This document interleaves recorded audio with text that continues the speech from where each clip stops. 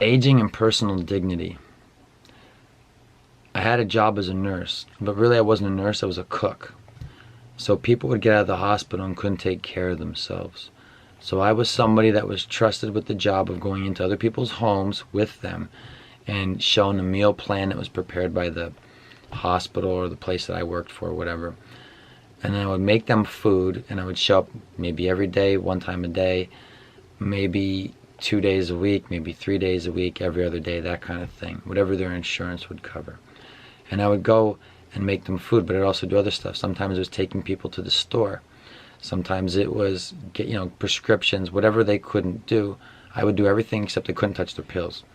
So I never touched anybody's pills or anything like that. So it's a pretty big deal to be old and weak and to have a stranger come into your house. And not just me, multiple strangers, because where I worked for also had like the real nurses that would go in and do the pill stuff, right? Sometimes there'd be notes and checklists from, left there when when I get there to cook for them. And there's more stuff that I do, I'm getting to that. When I go there to cook stuff and do like household chores or whatever's needed, run errands, that kind of stuff. They pay me for it. So it was you're meeting people when they're vulnerable, and they have to be nice because you're in their house, or apartment or whatever, but nobody wants you there, you know what I mean? But some people are lonely too, especially old people. But I want to talk about aging and personal dignity in regards to this one couple. Now, the couple was a husband and wife, and they were in their 80s, and she was convalescing. So I was there to cook and clean and move box. I did a whole bunch of shit for them. I would take the guy to Walmart, and they were husband and wife, and I was there to help out with everything because the wife was convalescing, and she couldn't help. She couldn't do as much. So the husband is almost blind.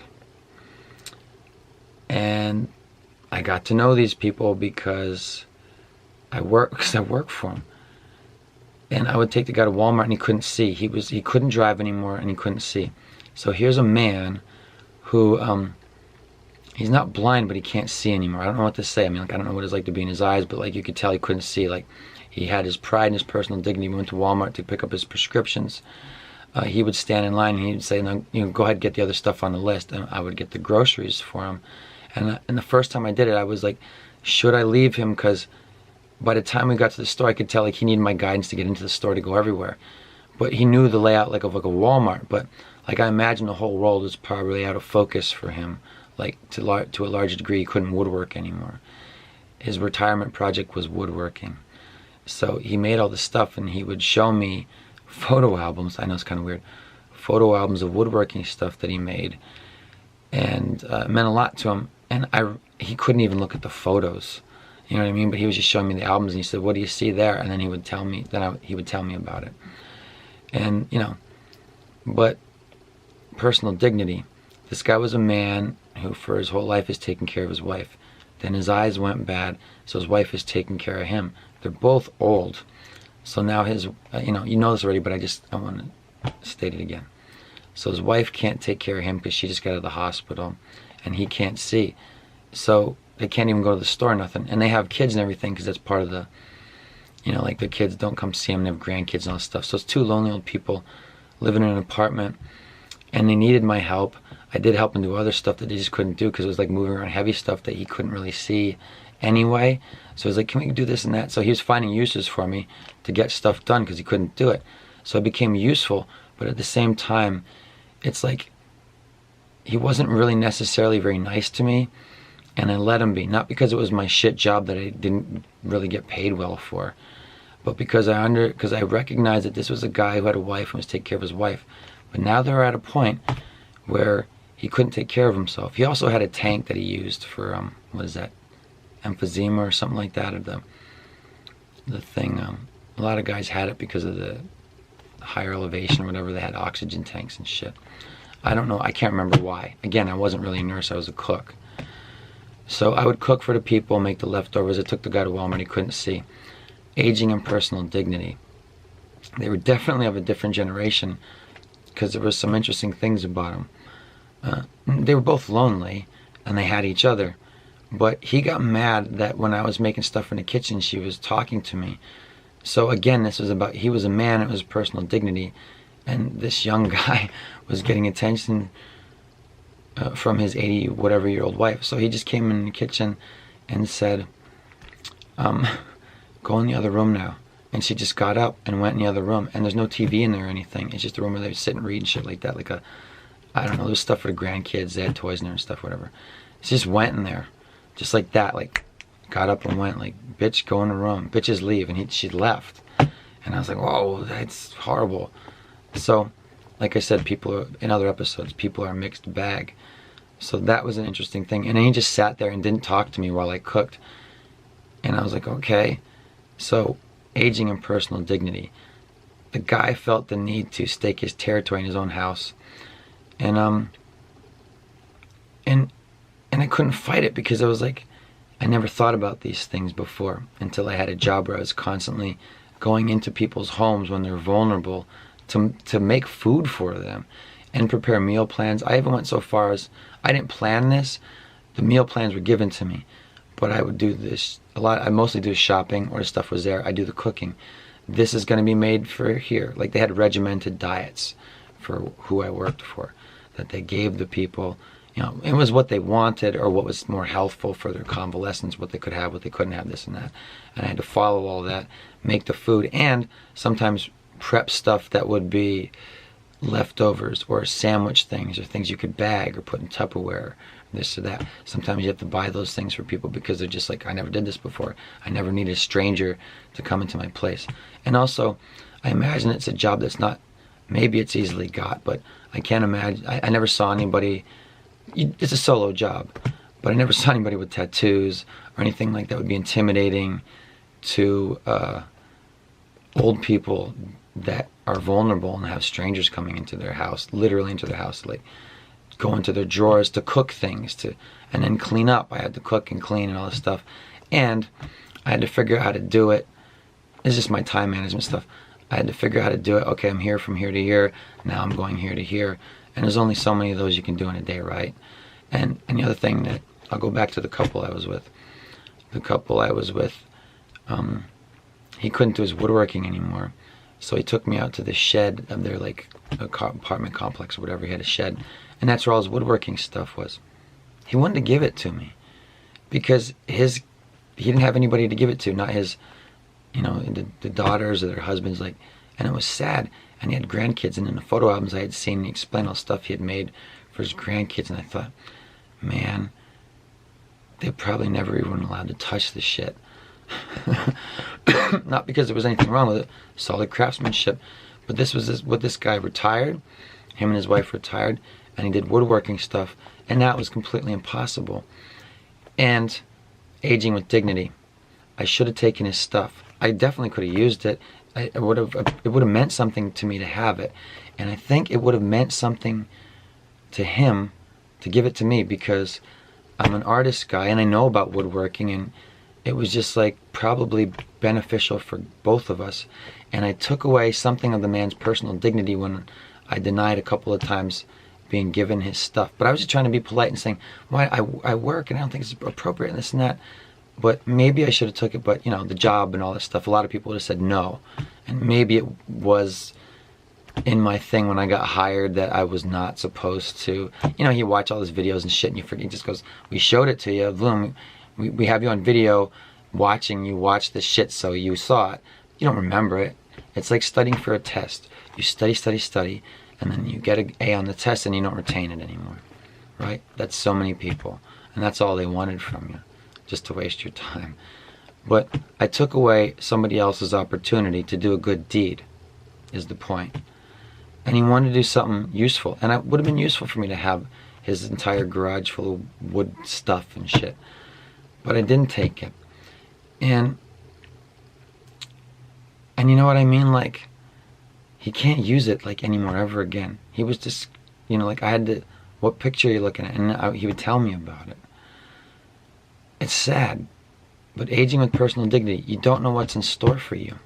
So I think a good way to frighten people into being nicer people is to think about when you get old and shit stops working, hey, some of my shit's not working so great anymore. It sucks. I wasn't there yet until you're there. I'm there now, and I'm like, oh yeah, my fast isn't as fast as my fast. My punch is good, but it's not that punch anymore. But the punch is still good. They said a punch is the last thing to go, if you have one, if you ever had one. But you know what yours is, whether it's any good or not. You know what I mean? Things like this. Ooh, like when I move, it's slower. Just little tiny things.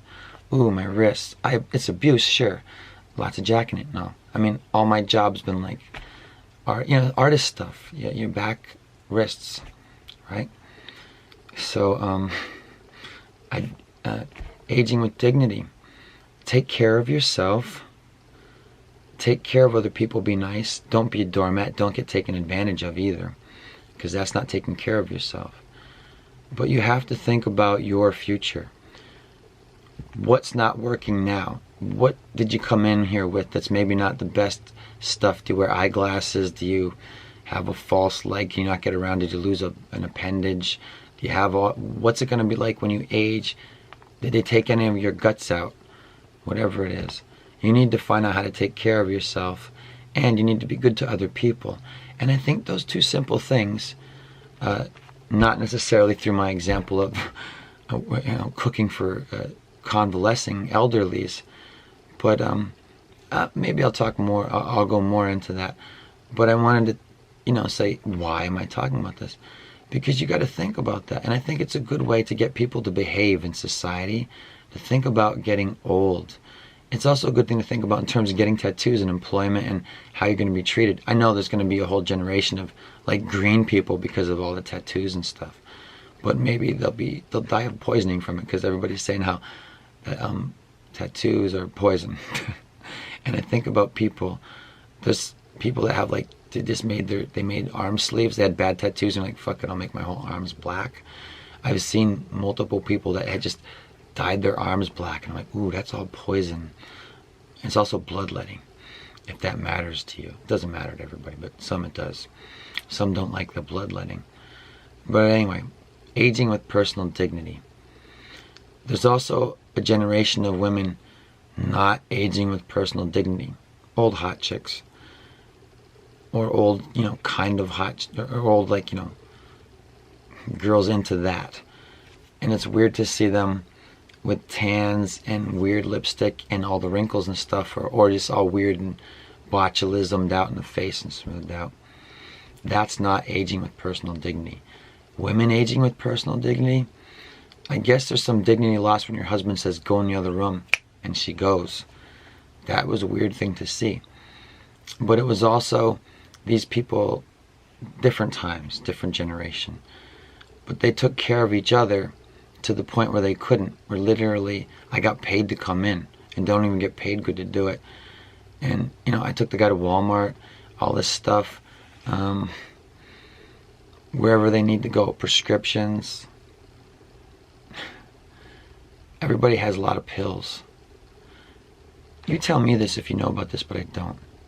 Is there something about, like, gay guys getting gay bashed and having their back broken in a certain way?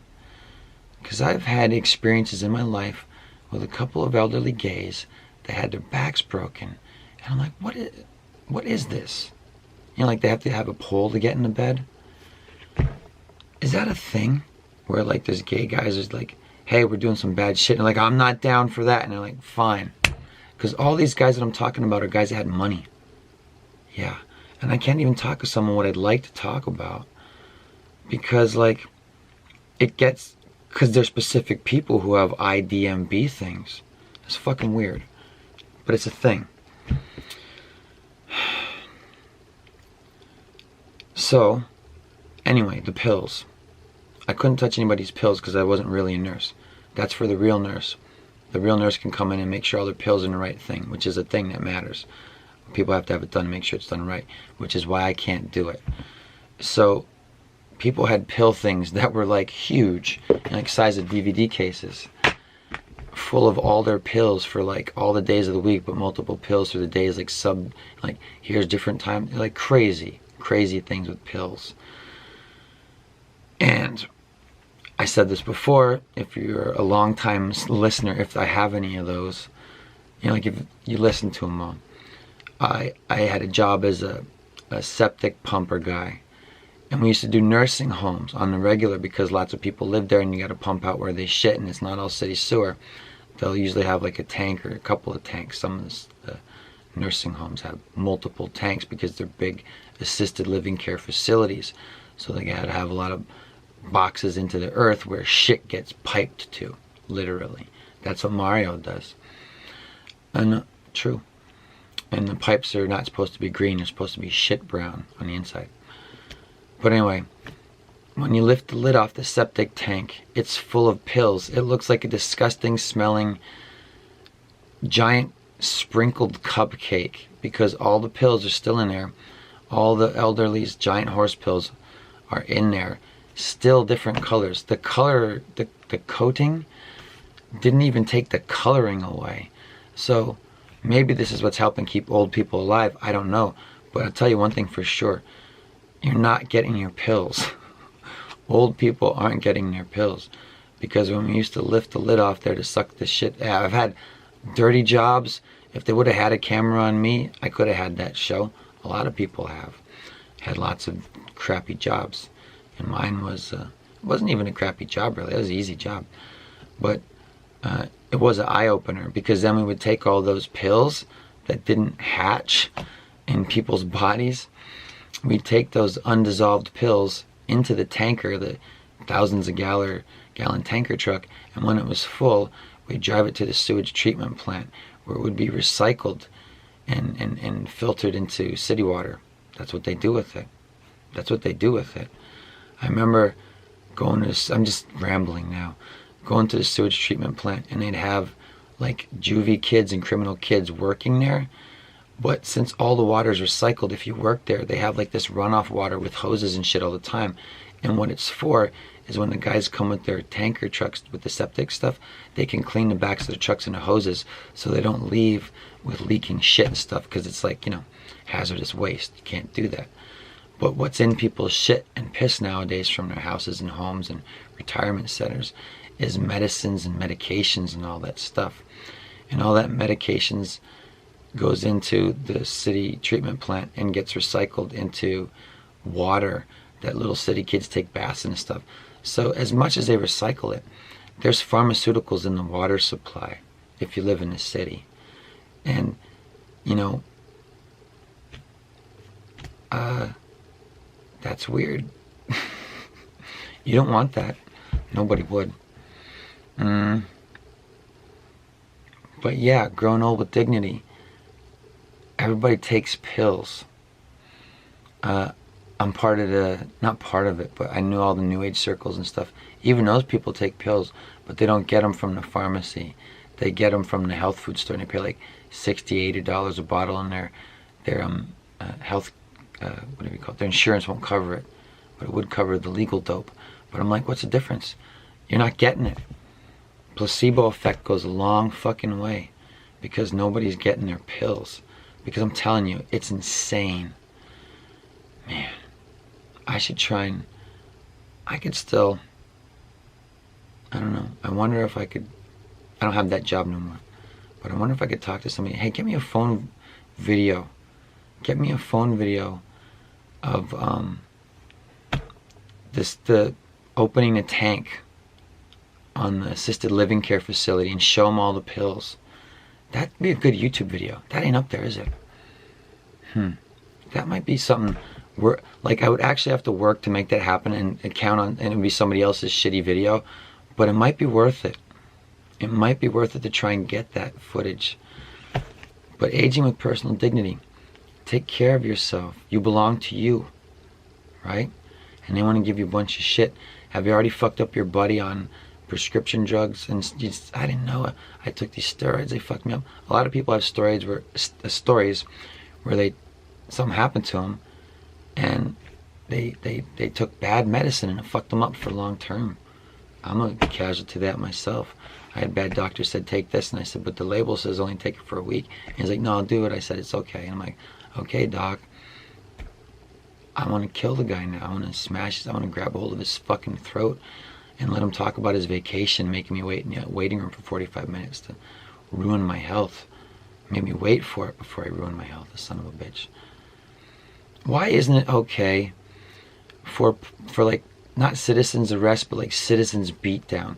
Like if you have a doctor and it's the doctor of the local burg or whatever. I know everybody's local burg has like 3 or 4 of them now because we're pushed to live too close together. But why isn't it okay for the guys in the neighborhood to say, hey Roosh, that's our wife's stock, and we know you're handsome or whatever, but not anymore. You know what I mean? Like, stop. We're gonna break your dick. Or, you know what I mean? Like, hey, you're the guy that's hanging around the playground. No.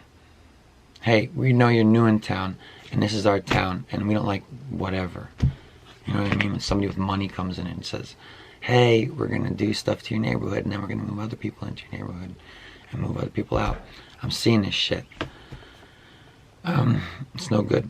Aging with personal dignity, I'm gonna wrap it up. You want it because in one way it's all about you.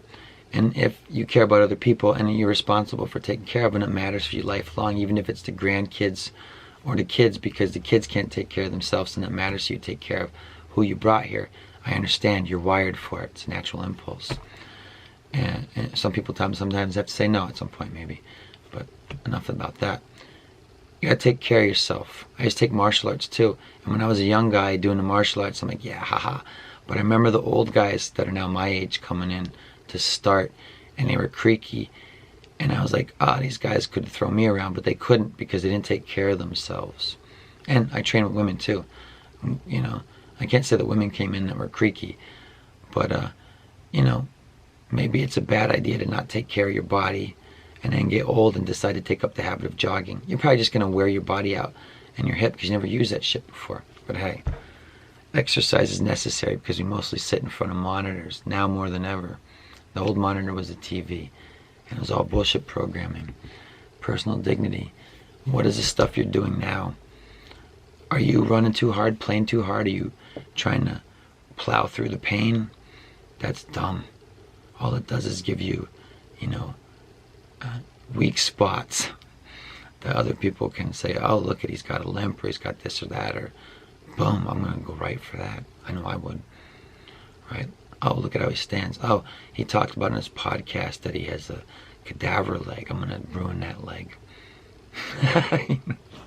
Whatever, you know, like you would do that if it mattered, if you were a guy who it mattered to.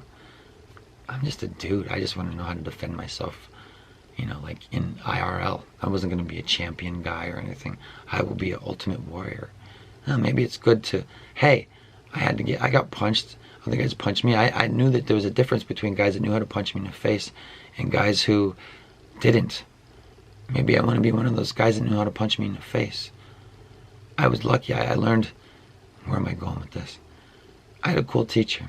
And he taught like the physics of he taught the physics of a punch. He knew how much pounds of pressure it took to dislocate bones and shit like that. And he would show you. And not on you, but his teacher did. Man, this guy's teacher was John Hamilton. And John Hamilton was supposedly a weird dude. But anyway, I'm going to leave you now. I guess what I'm getting into now is stuff for another episode. Take care of yourself. Don't try and run through the pain. I mean, it's good to push your limits and stuff like that. But why crap out your body when you're young? Those jackass guys, all of them have tails of woe now. And what are they pushing? They're going towards their 50s now. The Jackass, the TV show guys. They're all arthritic messes. Maybe they have money to pay for all that stuff because they already had money before they became famous. But Steve-O and Johnny Knoxville have money, just saying. I don't know about Margera, but they all got money now. And they're all using it to pay for their medical bills. They're not doing good. I hear Johnny Knoxville has a catheter, aging with dignity. They didn't really get famous with dignity, but athletes too. What do they say happens to the professional athletes? They spend a lot of their money on their ailing bodies in old age. So take good care of yourself. Maybe you belong to somebody. Maybe you're beholden to others. Maybe you matter to other people and they matter to you back. So take care of yourself. And if nobody matters to you and nobody gives a shit about you, and you're lonely, a loner wolf watching this podcast, take care of yourself, because there's going to be strangers there, if anybody at all, to take care of you. And if you don't have anything set up for yourself to take care of yourself when you're old, or to have it set up that other people take care of you, it's going to be a weird thing you have set up. And if you try to find people to take care of you, and you're manipulative, and you're using them so you want people to take care of you in old age, they'll figure it out. Or they know already. And what do you got when you got that? Somebody you can't trust. Unfortunately, a lot of people who work in places that are those, I never worked in an assisted care living facility, but I've known people who have, and I've known people who are good people that said people who work in those places steal from the old people. And I've known people who are bad people that said we steal from those fucking fuckers, and they're assholes.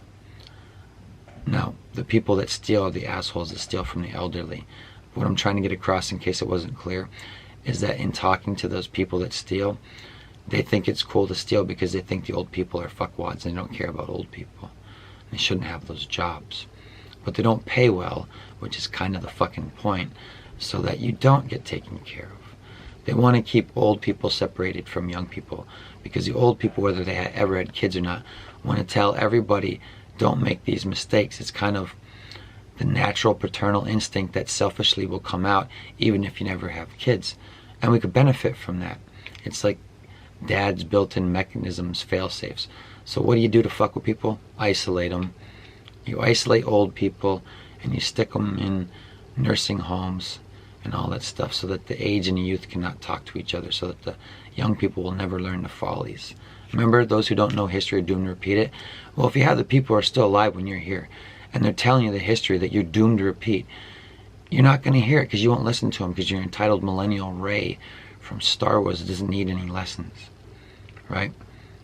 That's the curse of the young people. I know it. I'm not going to believe you. I already know you people haven't figured any of this shit out. I listen to Eminem. He told me my mom was a jerk. I ate spaghetti. You know what I mean. Get it together wherever you're at. And using people, it's like a good way to train people. There's no excuse. There's no not excuse. There's no, you can't fake it. You can't fake being a nice person so somebody will take care of you in old age. So again, it's a good motivator for people to genuinely be good to each other, because you don't know what's going to happen. And you don't want to live in a world where it gets like China, where if something happens, everybody just turns their head and says, I don't want to get involved, because the police will say, maybe you did it then. That's how they want you to be. Don't get involved. I don't want to live in that world. You know, what are they? Anyway, I got to end this. Take care of yourself. If only for you. But take care of yourself and be good to other people, because eventually we wind up taking care of each other. And they're making it weird now, where they don't, you know what I mean? Like strangers are taking care of like strangers are raising your kids, and strangers are watching your parents die, and you're not part of it. You know, hey, that's not how we do in my family.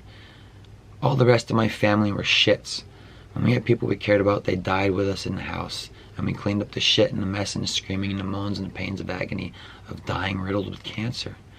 And if you love people, you go through that with them, and then they die. But if you're a shit, like the people in my family, they don't even care about the person that brought them here. They say, you know what, you shouldn't be taking on cleaning up their shits and their bed sores and all the moaning and the horror and how it's tearing up the family right now. You should put them someplace else, so that mom or dad should go die someplace else. And that's why I say fuck you. That's why I say fuck you to all of my aunts and uncles, every single last one of you cocksuckers. What are you gonna get when you go to a nursing home because of how you treated your mother and father, the matriarchs and patriarchs of your family that were worth it? You stuck them in a room with a TV to die. Fuck you. Not me. We did it right.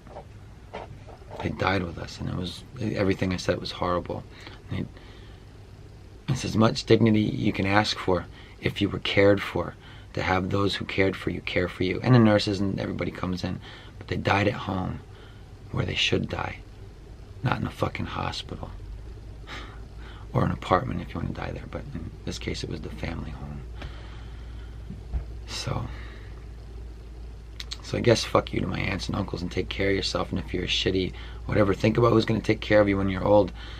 Or are you going to say, fuck it, I don't care, I'll just be mean to the end, and be rude to and say racial slurs to my black nurses because I know they're going to abuse me or whatever. You know what I mean? Like, whatever it is. So that's the episode, man. Take care of yourself and be good to people, but mean it. You have to come to terms with this, right? Heaven is a bunch of people with spoons feeding each other because they're the right size spoons to do that. Some kind of weird analogy I can't get right. And hell is a bunch of spoons that are too long where they can't feed themselves or even each other.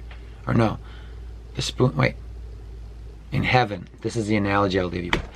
In heaven, it's a dumb analogy. People don't do this shit in heaven. All right. In heaven would be like a bunch of people with long spoons, but they're using the spoon to feed their neighbor.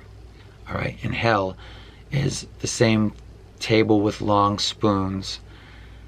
This doesn't make any sense, does it?